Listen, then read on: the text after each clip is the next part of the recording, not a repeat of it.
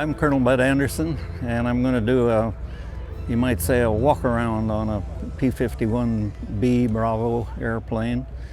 This particular airplane right here is painted exactly like my airplane was painted in World War II. It's been restored by Jack Roush, and he's done a marvelous job of restoring it.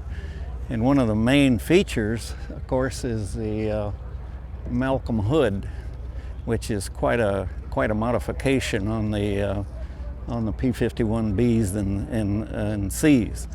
Bs and Cs had what we call a birdcage canopy, and you opened it like this over the top like that, and of course it had slats on the thing, and of course when you're looking out, the damn slat is right there by your eye. And so these were marvelous improvement for a pilot to look around in aerial combat. Well, when you did a walk around in the morning, you usually came out from operations and walked out to your airplane. Your crew chief would meet you somewhere in the area, and then you go over the paperwork and sign the Form 1A, the maintenance records on the airplane that the military kept at the time, and discuss anything about the airplane if you wanted. Of course, this was my own personal airplane, and I knew it very well, and I had a wonderful ground crew. I flew all of my combat missions, 116, with 480 hours and 20 minutes of combat flying without a single abort for any reason whatsoever. That's pretty remarkable, actually. Having said what my combat record was, 116 missions without an abort, leads me to my crew chief story, which I like to tell whenever I can. You know, I think you could imagine yourself being a crew chief of an airplane, World War II. Your pilot's doing the fighting and the dying, and you're back here maintaining that airplane. And you know, if you're the crew chief, that's your airplane, and you're a part of it. And when that guy gets a kill and puts it up in here, that's your kill too. The guys were very, very supportive and wanted to do their part. Just incredible. And the story I like to tell, my crew chief story, is about my second tour when I had a P-51 D Dog, the classic model over here, and it was camouflaged in this dark green camo, completely, just about like this airplane here. And it was my second tour, and Otto Heino had been promoted to tech sergeant, and crew chiefs were staff sergeants. So he had a flight of 6 airplanes to oversee, and so he handpicked a new crew chief for me, Mel Schoenemann. And then, of course, the third member of my crew was Leon Zimmerman, who was my armor. All 3 of those guys were my crews during World War II, and also during my P-39 training. So as the story goes, in my second tour, I have the completely camouflaged D, and I think it was in November of 1944. I remember it was snowing over Germany, and snow had hit the night before, and I mean a big time snow, and all of northern Germany and northern Europe was in dense snow. And I looked down. We used to fly in the fingertip 4, a leader and a wingman and a element leader and a wingman.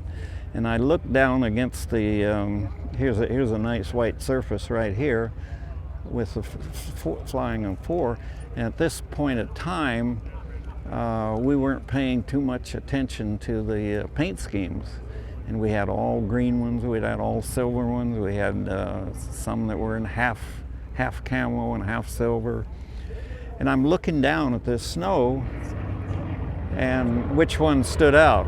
Well, of course, the dark one stood out. The camouflaged airplane stood out. So I made a mental note to talk to my crew when I got back to after the mission. When I landed, I got them together and I said, you know, it's snowing over there and I'm going to finish my tour in the winter. Whenever this thing is laid up for heavy maintenance, would you please depaint it, take the camo off of it and make it a silver paint scheme? And I put it to them on a tactical basis that it might save my butt.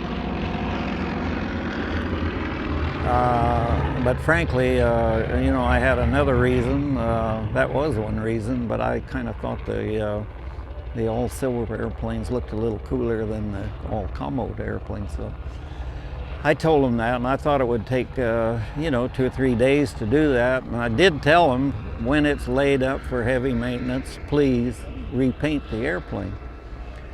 So I went in and I was the operations officer, and I decided that I wanted to fly the next day, put my name on the board, and went home and forgot about it. Next morning after breakfast and getting the briefing, come out, I grabbed my chute in operations and I walked out to my revetment. I'm the closest, my revetment was easy walking distance from operation. I had my parachute over my shoulder and I climb up over the revetment and I standing there looking down, and here's my Mustangs sitting there in gleaming aluminum.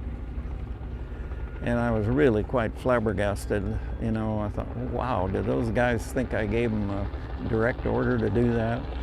And then I looked at them closely and I noticed their hands were raw. You know, the skin had been pushed off of them and they'd been rubbing and rubbing, and there was a little bit of blood on them. And that made me feel really, made me feel like hell. I said, I wonder, did these guys think I gave them a direct order to paint that thing right there? And then I thought about it a little bit, and I thought, no, you know, they wanted to do that. That was their contribution to the war, and they wanted to just please me however they could. And I just can't say enough about the crew chiefs of the world.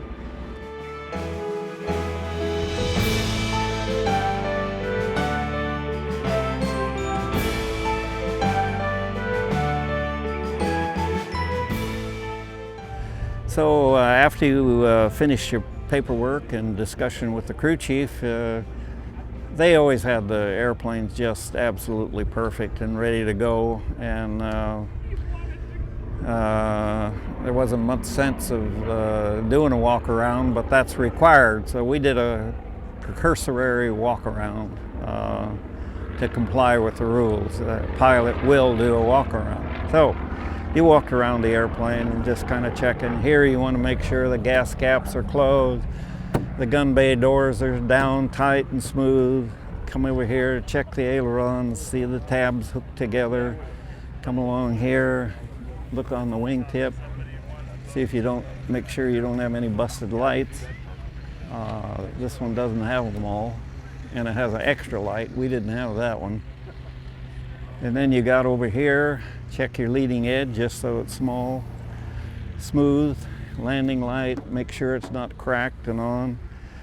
Then we got here, we would have a big 108-gallon fuel tank. It was just round, cylinder round and round on the end.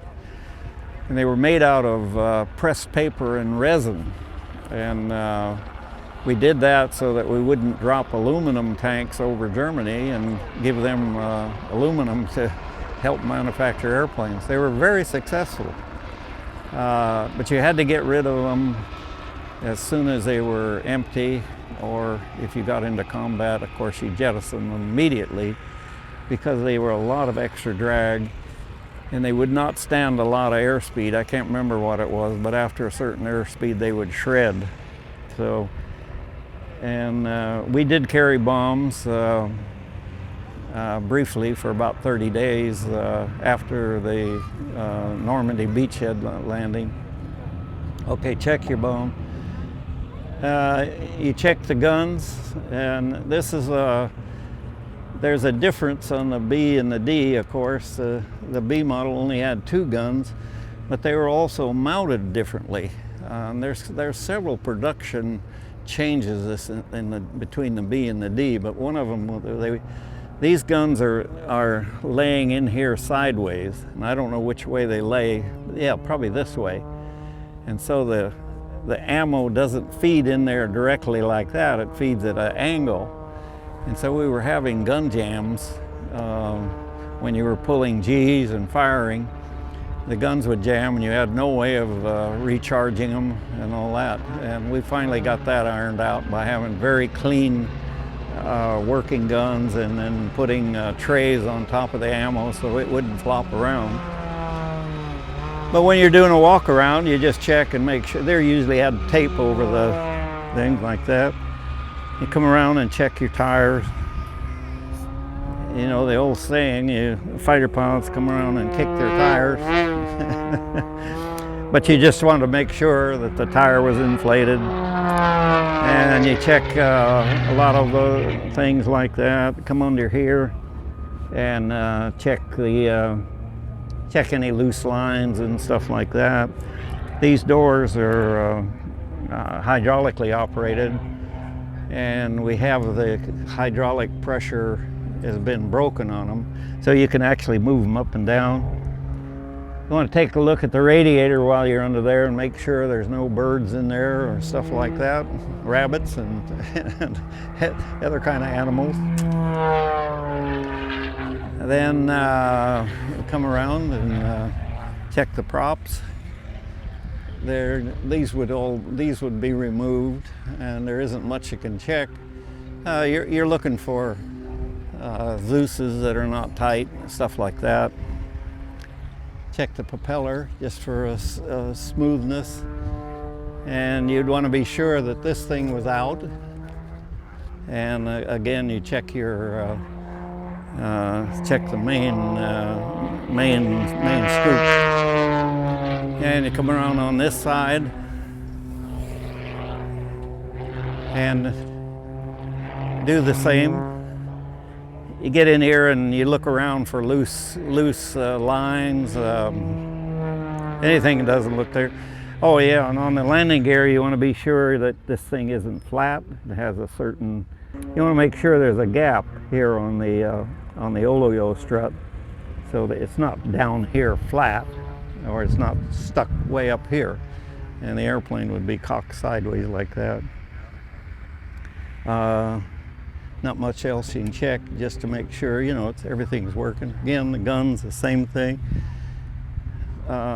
Again, on this side, you would check your tank and just make sure it's hooked up properly, and look for any visual reference of a problem. And on this side, if you had a pitot head to cover on it, it would be removed. Your crew chief would remove it, but if it wasn't, you want to be sure and take that off, because it will interfere with the airspeed indication properly. Smooth leading edge. Come on out here, same thing. Check all this going back.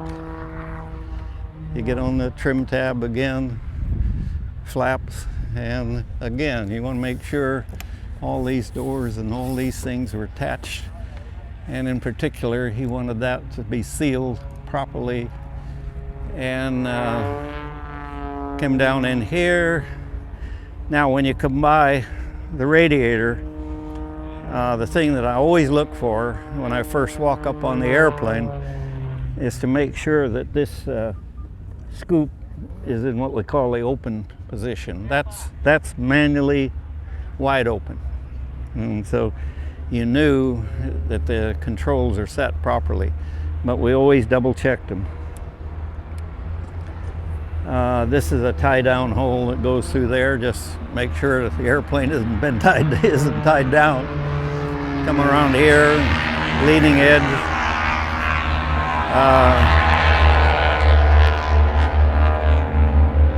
The B models that we had, the Bs and the Cs, did not have this strake on it. They came right down here like that to the wing, and these were a field mod. They came on some of the late production airplanes, but they were added afterwards. Jack had a standard tail and decided to add this ventral to improve the directional flying qualities of the airplane. You got the leading edge, counterbalance. All you're doing is just checking for, see that everything's here. Trim tab, come around here. Here's the rudder tab and the rudder. And then you come around this side, same stuff. Check the wing, back and forth. And then you're back here. You want to just check your tail wheel, make sure it's inflated properly and the doors are unobstructed. And again, here's what we check. You make sure that that thing is wide open. That's real important. And the last thing on this side, you have the fuselage tank thing. You want to make sure it's closed and sealed properly.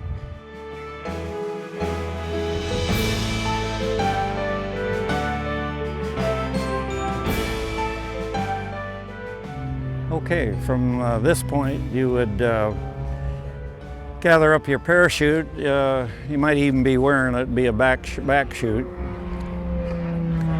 And you mount the airplane from this side, or you could come up the strut on the front, and then we'll go get in the cockpit, and I'll give you a kind of a run around the cockpit, showing where all the switches are and things like that.